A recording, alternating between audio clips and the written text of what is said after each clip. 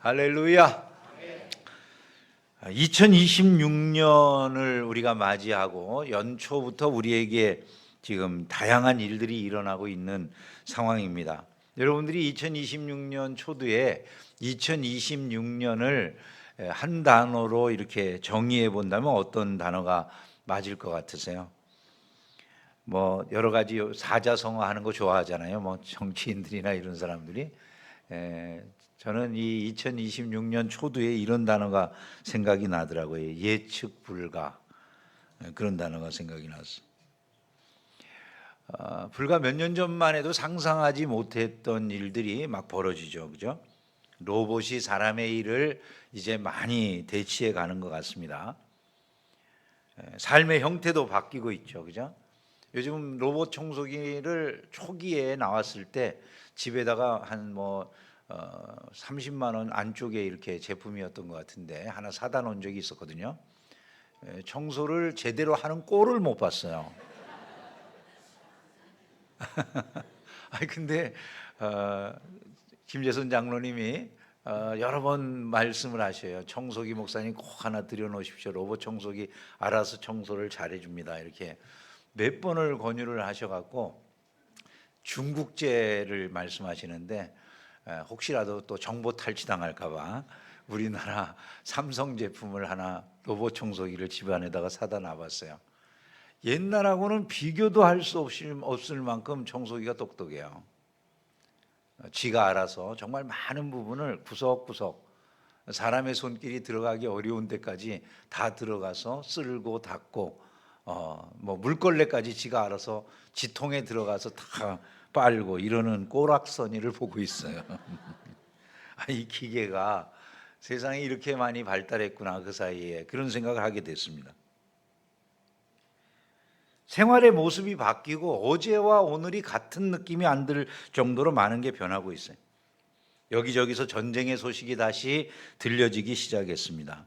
이전에는 잘 들을 수 없었던 한 30여 년 이상 우리가 별로 주변에서 듣지 못했던 소리들이잖아요. 전쟁의 소식들이 들려오고 또 동맹이 서로를 위협하기까지 하는, 예전 같으면 뭐 서방 세계를 향해서 미국이 위협을 한다든가 이런 거는 상상하기 어려웠을 텐데 덴마크한테 그린란드 내놓으라고 아주 대놓고 미국이 이야기를 한다든지 또 캐나다의 북쪽 지역에 있는 그 알래스카와 인접된 그 모든 지역은 미국이 통치를 해야 맞다 이런 식으로 대놓고 이야기하는 아주 신기한 그런 세상으로 모든 것들이 지금 변해가고 있습니다.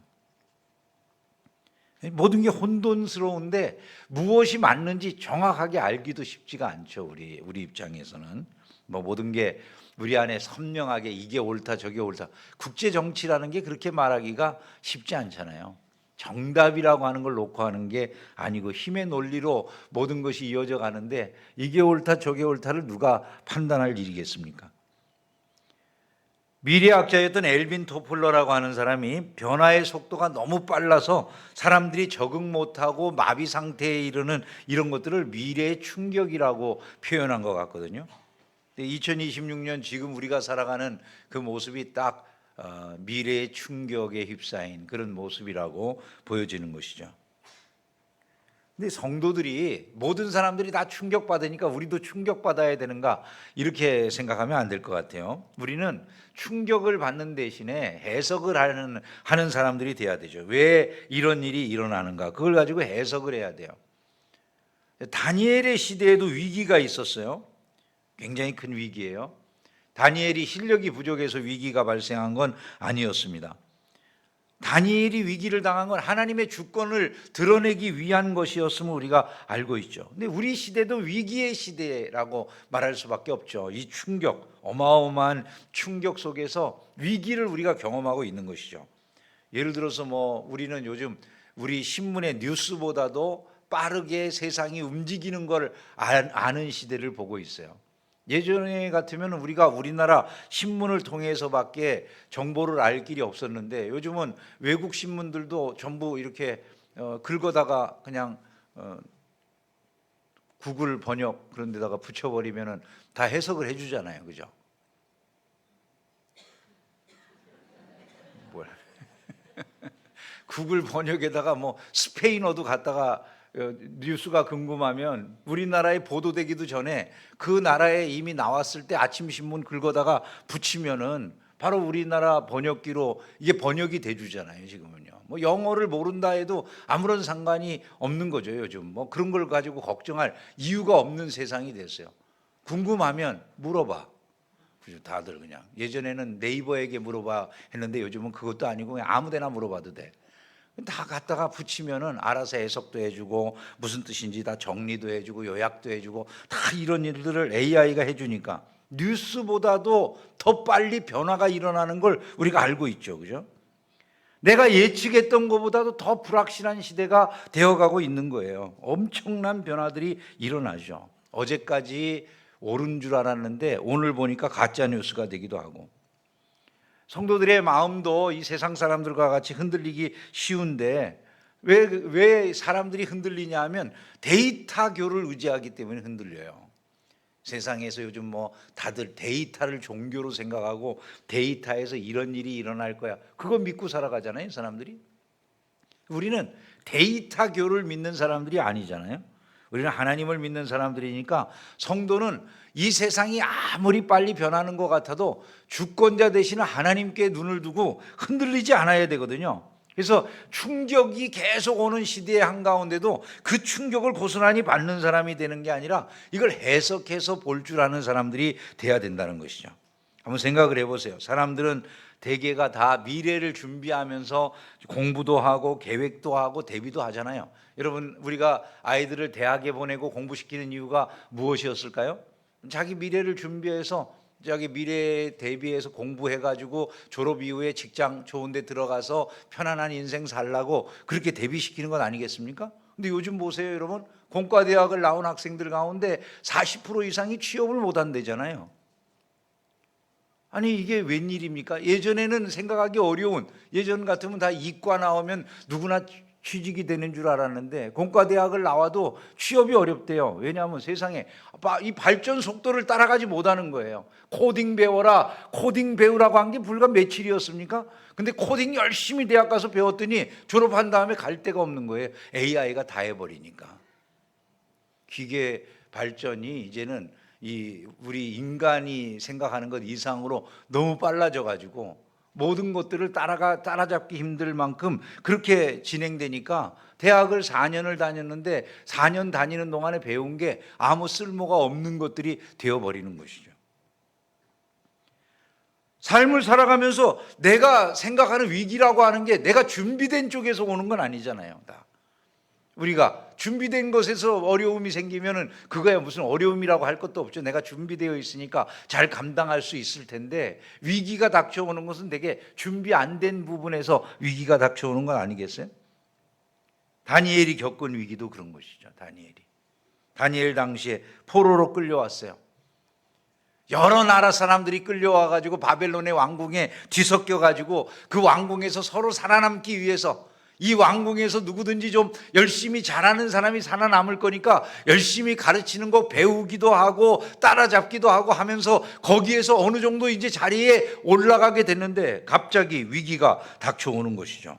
살아남기 위해 공부도 하고 준비도 하고 계획하고 나아갔는데 그것이 한순간에 쓸모가 없어진 거예요. 목숨이 위협당하는 지경에 처하게 되는 것이죠. 근데 그 원인이 어디에서부터 비롯됩니까? 내가 그토록 준비한 그거하고 아무런 상관도 없는, 뜬금없이 왕이 꿈을 꾸면서 그 꿈 때문에 위기가 찾아오더라는 거예요. 왕이 꿈을 꿨는데 그 꿈을 이 사람이 잊어버렸어요. 느부갓네살이. 꿈을 잊어버린 다음에 사람들에게 꿈 이야기를 하는데 사람들이 아니 왕이여 꿈에 대해서 말씀해 주시면 해몽을 해드리겠나이다 이렇게 말을 하는데, 왕이 내가 꿈을 꾼 걸 잃어버렸는데 니들이 나한테 내가 꾼 꿈도 생각나게 하고 해몽도 해달라고 막 이런 말도 안 되는 요구를 하는 거죠. 아니 꿈을 말씀하셔야 해몽을 해드리지 왕이 꾼 꿈을 우리가 어찌할 일입니까? 니네들이 지혜자들이라며, 지혜자들이 그것도 모르면서 내 곁에 왜 있냐, 다 죽여버려라 이렇게 된 거예요. 모두가 다 이제 사망 직전에 처하게 됐는데 그때 할 말이 뭐겠습니까? 무슨 잘못을 해서 일어난 일입니까? 아니잖아요. 질문할 수 있는 게 그런 내용이 아닌 거예요. 도대체 왜 이런 일이 일어나는가를 질문할 수밖에 없는 것이죠. 그러면 이런 시대에 이런 그 위기가 막 눈앞에 닥쳐와 있는, 목숨이 경각에 달린 위기 앞에서 신앙인들은 어떻게 살아갔느냐, 이걸 우리가 살펴보는 것은 오늘과 같은 위기의 시대에 우리의 삶을 점검해 보는 데 있어서 매우 도움이 되겠죠.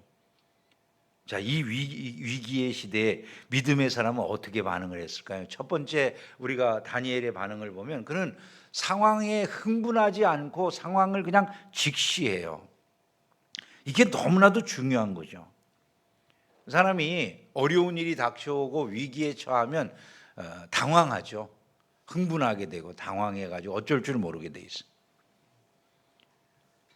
두려운 생각이 들어오면 사람이 조심스럽게 행동하려고 좀 생각해보고 판단해보고 움직이려고 하는 게 아니라 몸부터 반응을 하잖아요. 그래서 당황한 행동들을 보이게 되죠. 성경에 나오는 이 다니엘을 보면 그렇지 않아요. 이 사람의 태도는 아주 담담해요. 왕의 명령이 어찌 그리 급하냐, 이렇게 말을 해요. 왕의 명령이 어찌 그리 급하냐. 아니, 이 말은요, 상황을 모르는 사람이나 할 수 있는 얘기예요. 지금 무슨 일이 일어나는지 아무것도 모르는 사람이나 할 수 있는 이야기지, 지금 자기를 사람들이 잡으러 오고 있는, 목숨이 경각에 달려있는 시위대 장관 아리옥이 자기를 체포하기 위해서 눈앞에 와 있는 이런 상황이 할 수 있는 이야기가 아닌 거거든요. 다들 난리가 나서 뭐 도망가서 숨든지 뭐 이래야 될 상황인데, 다니엘은 어쩔 줄 몰라서 뭐 소리를 질렀다고도 안 하고 변명하는 그런 말을 했다고도 안 하고 패닉에 빠지지도 않고 자기가 처해 있는 상황을 직시하면서, 아니 뭐 때문에 왕이 이렇게 급하게 서두르고 난리냐, 이렇게 이야기를 하더라는 거예요. 이게요. 여러분, 참 이게 놀라운 이야기가 아닐 수가 없는 것이죠. 그가 흥분하지 않고 상황을 직시할 수 있었던 이유가 뭐 같으세요, 여러분? 그건 다른 게 아니에요. 그에게 있어서는 현실을 그대로 인정하지만 이 모든 현실 위에 하나님이 통치하고 계신다라고 하는 확고한 믿음이 있었기 때문이라는 것이죠. 오늘 저와 여러분들은 어떤 믿음을 가지고 있을까요? 위기가 없는 게 아니라 우리 주변에 위기가 와 있어요, 실제로요. 위기가 와 있는데 이 위기에 우리는 당황하고 어쩔 줄 모르면서 반응하지 않을 수 있는 길이 어디 있는가를 발견해야 된다는 것이죠. 그건 다른 게 아니에요. 우리가 이 상황들을 통제할 수는 없을 거예요. 어디로 흘러갈지 지금 한 치 앞을 모르죠. 세계가 3차 대전으로 갈 수도 있지 않느냐, 이런 얘기까지들 막 나오고 있으니까요. 위기가 우리 주변에 닥쳐와 있는 건 사실이에요. 그걸 우리가 통제할 수는 없어요. 그러나 분명한 것이 있습니다. 우리는 못하지만 하나님은 넉넉히 이 모든 상황을 통제하실 수 있는 줄로 믿습니다. 그게 바로 다니엘의 정신인 거예요. 그런 두려워하는 마음, 염려스러운 그런 심정들, 자기의 감정 속에서 일어나는 다양한 부정적인 것들을 다 하나님의 통치, 하나님의 주권이라고 하는 것, 그 아래에 놔뒀다는 거예요. 전부 다. 우리가 삶을 살아가면서 신자다움이 어디서 나타나느냐? 다른 데서 나타나는 게 아니에요. 우리의 모든 삶의 감정이나 생각이나 의지나 이 모든 것을 하나님을 믿는 믿음 아래에 두는 거죠. 그것만이 승리하는 길을 살아가는 유일한 방법이라는 것을 잊지 않기를 주님의 이름으로 축원합니다. 다니엘은 죽음의 명령, 왕이 내린 이 죽음의 명령보다도 하나님의 통치가 훨씬 더 크다는 확고한 믿음을 가졌다는 것이죠. 그게 더 컸기 때문에 그는 담담하게 왕이 어찌 이렇게 급하냐 말을 하면서 그 환경에 압도되는 것이 아니라 환경 속에서 신자로서의 고상함을 드러낼 수가 있더라는 거예요. 저와 여러분들이 신자의 고상함이 남아있을까요? 우리의 반응은 어떤 것입니까? 갑자기 직장을 잃는 일이 있을 때, 건강에 위험 신호가 있다는 통보를 받을 때, 아이들의 문제로 인해서 가정에 여러 가지 어려움들이 초래될 때 우리의 반응은 어떨 것 같으세요? 가장 먼저 찾아오는 반응들이 흥분일 가능성이 많다는 거죠. 이스라엘 백성들이 가나안을 눈앞에 두고 정탐꾼을 보냈더니 10명의 정탐꾼들이 와가지고 이 가나안에는 거인족이 있어서 우리가 도무지 들어갈 땅이 아닙니다. 아니 출애굽해가지고 나와서 지금 갈 방향이 분명히 가나안이었는데 가나안은 들어갈 수 없는 땅이다. 사람들이 그 다음에 보인 반응이 있잖아요. 모두가 다 이제 울고 불고 통곡하면서 자기네들의 지도자를 원망하고 그리고 다 이제 돌을 들어서 치려고까지 하는 이런 상황으로 그야말로 패닉에 빠져버린 현상들을 보여주는 것을 우리가 볼 수 있지 않습니까? 근데 그 순간에 여호수아와 갈렙은 마치 다니엘처럼 저들은 우리 밥이다 그러면서 하나님의 주권이 나타날 걸 바라보고 전진하는 모습을 보여주었다는 것이죠. 이 다니엘의 이 아름다운 모습을 저와 여러분도 배울 수 있기를 주의 이름으로 축원합니다. 주님이 상황 속에서 제가 먼저 멈춰서서 세상을 정확하게 바라보고 주님의 뜻 안에서 주권자 되시는 주님의 뜻 안에서 어떻게 해석해야 될지 가르쳐 주십시오.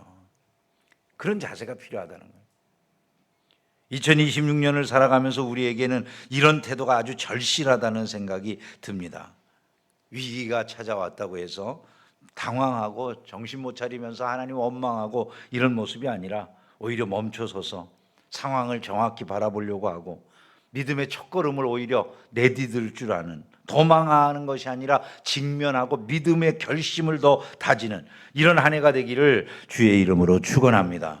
두 번째로 다니엘은 어떤 위기 상황 속에서 어떤 모습을 보입니까? 보이는 것이 없는데도 믿음으로 말하더라는 거예요. 다니엘에게 아무것도 보여진 것이 없는데 먼저 믿음으로 말을 해요. 왕 앞에 나아가서 왕에게 그 해석을 보여드리겠나이다 이렇게 말을 해요. 왕이 꿈을 꿨는데 뭐를 꿨는지 모르는 상황이에요. 아무도 알 길이 없어요. 그걸 누가 해내겠습니까? 그런데 다니엘은 믿는 거예요. 이 모든 상황 위에 이 모든 것을 다스리고 통치하시는 하나님은 모든 것을 아시는 분이다. 믿으니까 그 믿음 안에서 이렇게 말을 하는 거예요. 어떤 계시가 있었습니까? 미리 다니엘에게 내가 너에게 꿈에 대해서 이야기해 줄 거니까 걱정하지 말고 나아가서 왕에게 말을 해라 이렇게 하나님이 먼저 무슨 언질이라도 주셨습니까?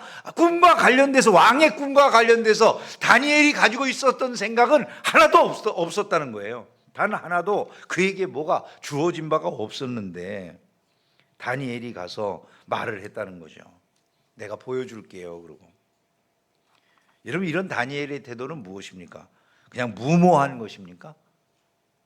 배짱입니까? 깡다구입니까? 예? 그게 아니잖아요. 다니엘이 무엇 때문에 그랬다고요? 하나님을 신뢰했기 때문에. 하나님 믿으니까. 여러분 우리의 신앙이라고 하는 건 하나님이 무엇을 하실까를 놓고 이리저리 점치는 신앙이 아니에요. 하나님이 이렇게 하실까? 하나님이 이렇게 하실까? 무슨 부채도사처럼. 그게 아니고요. 하나님이 성경에 말씀하신 대로 행하실 것을 믿는 거예요. 그게 우리의 신앙이라는 것을 잊지 않기를 주의 이름으로 축원합니다. 하나님의 그 성품을 신뢰하는 것이죠.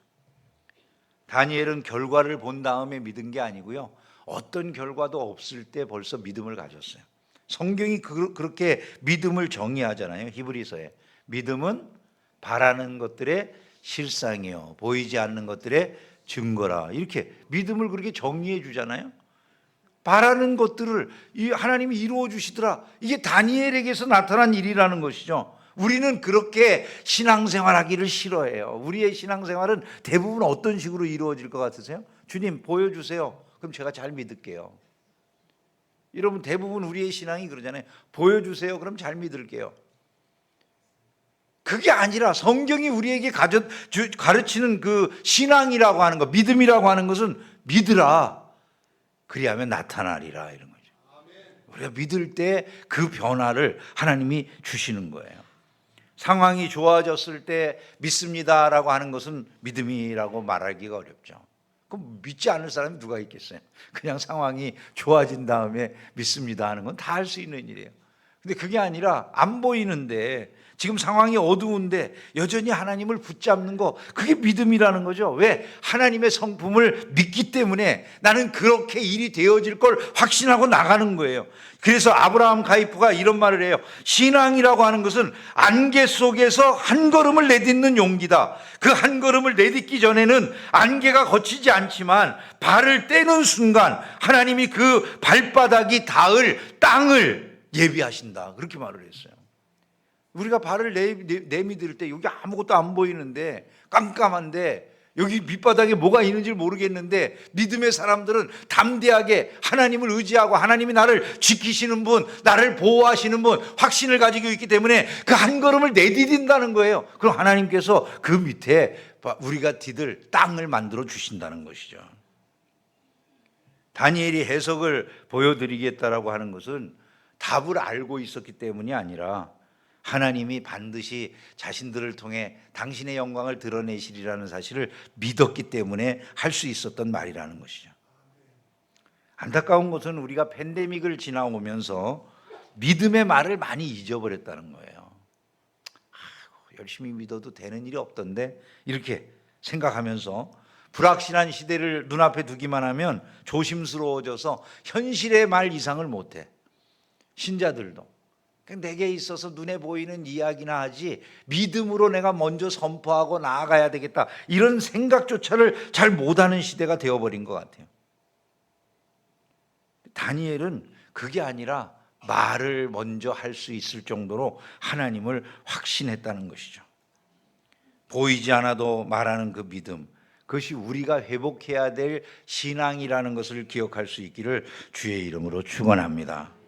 세 번째로, 다니엘은 자기가 믿음을 선포한 다음에 혼자 기도한 게 아니라 함께 기도하기 시작했다는 거예요.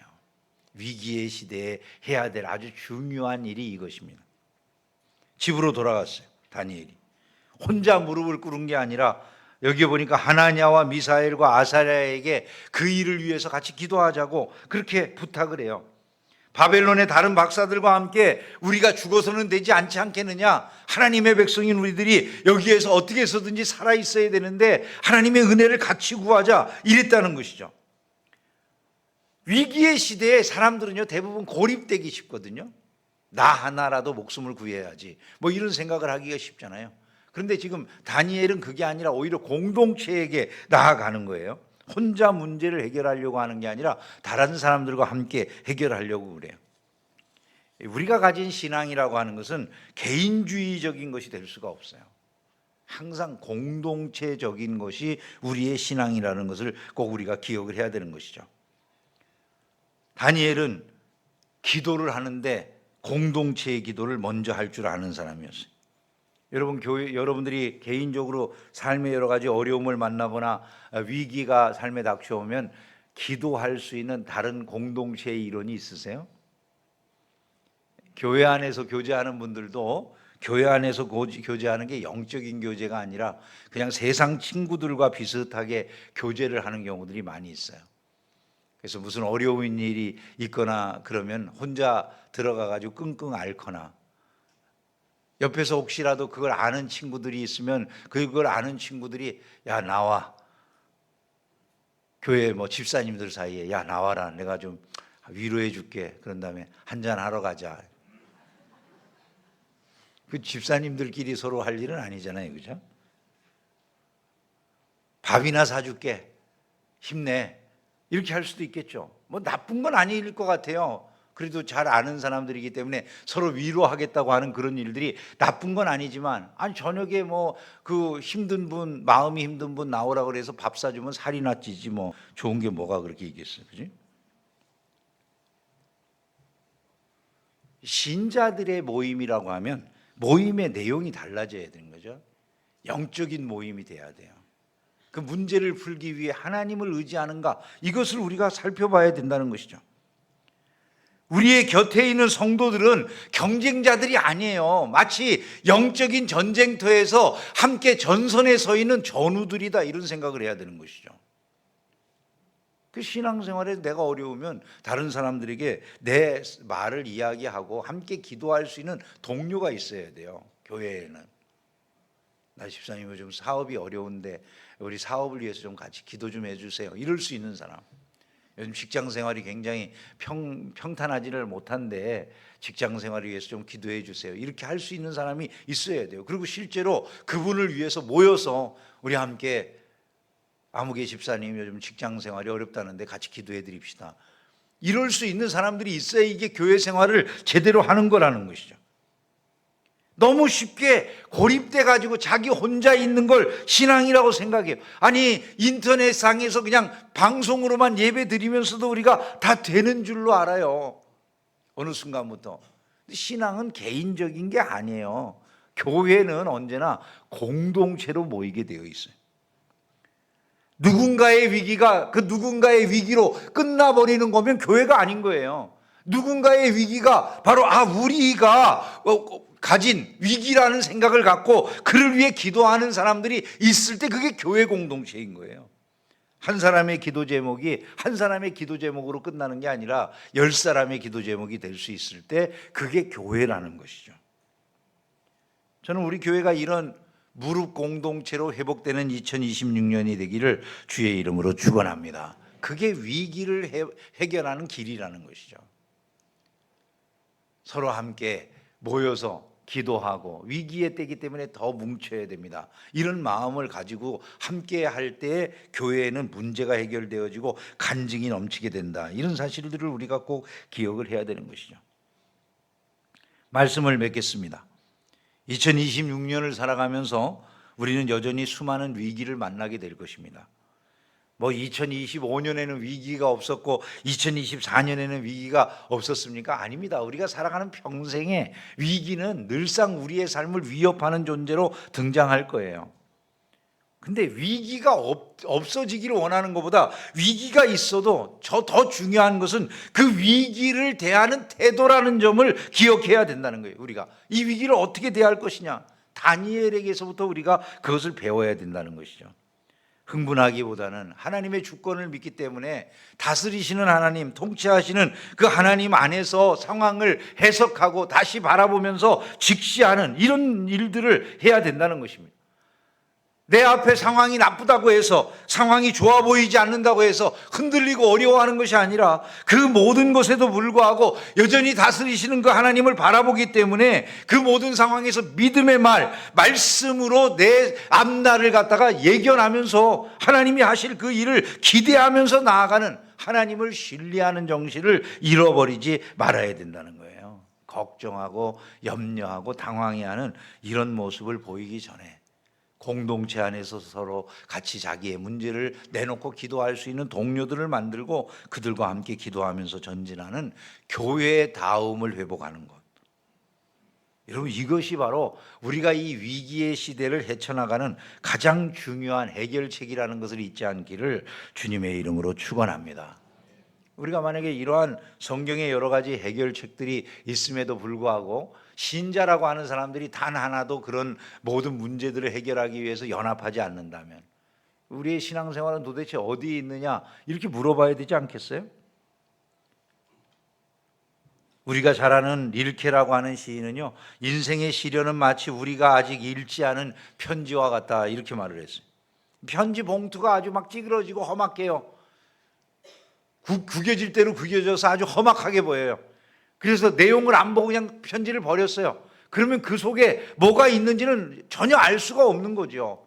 편지 봉투가 구겨지고 상하고 그렇게 돼 있다 할지라도 그 속에 최고의 소식이 들어있는지를 모르니까 우리에게 전해진 그 소식을 알려면 봉투를 뜯어서 그 내부를 읽어봐야 되잖아요. 그죠?